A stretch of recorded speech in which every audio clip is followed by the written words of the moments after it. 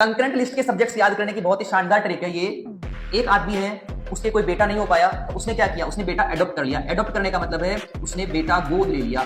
तो पहले बेटा गोद लिया, फिर जब उसने बेटा गोद ले लिया तो उस बेटे को ही उसकी जितनी भी प्रॉपर्टी है बेटे को मिलेगी, यानी सक्सेशन जो है उसको मिलेगा। विरासत जो है, उस विरासत का जो उत्तराधिकारी है वो कौन बनेगा, वो बेटा ही बनेगा जो जिसको उसने गोद लिया है। जब वो बेटा उत्तराधिकारी बन गया, जब उसने गोद ले लिया तो उसको पढ़ाएगा लिखाएगा कौन, तो वो जिसने गोद लिया है वो पढ़ाएगा लिखाएगा। तो एजुकेशन यानी कि जो शिक्षा है, शिक्षा दीक्षा, वो भी उसको वो पिता ही करवाएगा। जब शिक्षा हो गई तो उसकी क्या करेगा, वो शादी करेगा, यानी कि विवाह जो है वो भी वो ही करेगा। इसके बाद में जब उसका शादी हो जाएगी तो वो क्या करेगा, ट्रेड यानी बिजनेस करेगा, या किसी भी यूनियन जो है उसमें जाकर नौकरी करेगा, किसी भी कंपनी में जाकर नौकरी करेगा। तो ट्रेड एंड यूनियन यानी कि जो व्यापार है वो भी इसी में आ जाएगा। इसके बाद में फॉरेस्ट है, यानी कि जो जंगल है, जो वन है, वो जब नौकरी कर लेगा और सब काम से फ्री हो जाएगा तो उसके बाद कहां चला जाएगा, जंगल में चला जाएगा। तो इस तरह से ये सारे जो सब्जेक्ट्स हैं वो आपको याद हो जाते हैं। एडॉप्शन यानी कि पहले उसने गोद लिया, सक्सेशन यानी कि उत्तराधिकार, एजुकेशन यानी कि शिक्षा उसको दिलवाई, मैरिज यानी कि शादी की, ट्रेड एंड यूनियन यानी बिजनेस किया, और आखिर में कहां चला गया, फॉरेस्ट में। तो ये कंकरेंट लिस्ट के जो है 6 सब्जेक्ट्स आसानी से याद किए जा सकते हैं।